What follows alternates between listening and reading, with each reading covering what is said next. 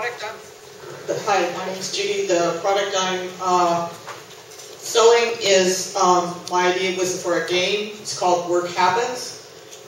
Next one. So I'm going to cover the areas of the problem I wanted to address was the fact that students are not getting into the technical field. They're not getting into math, the science, or the engineering fields.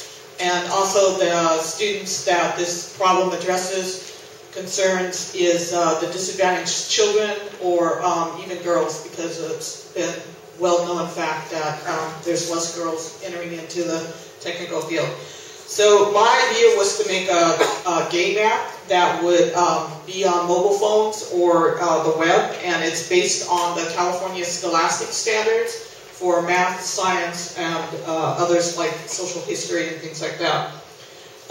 For customer validation, I started talking to teachers, and they seemed very interested in it, but they needed to actually see some kind of a prototype before they could give me any real valid opinions. Also, it went for parents and children as well, students. So the business model that I was considering would be based on the volume of the apps. So like the Android market, where you could buy an app on Google, or the Android Google market. And for the execution, I'm going to show you the games that I have. Next slide, please. So this would be the splash screen that the person playing the game would see. Next screen. Then we would go to a welcome screen where if this was the first time playing, they could mark yes, and that would like set up a little the database for the game. And then you have your name and also the grade, because California standards are look at the various grades. There's certain standards for a grade 7, for 8, 9, 10, 11, whatever. Next slide. So in this, I thought, because I have 5 nieces, and I know that one of the things they like about games is they want choices. They want variety in their games. So I offered they could either take a surprise for their career, or they could actually have a pop-down list for their career. So they could pick something if they were really interested in, they could pick at that.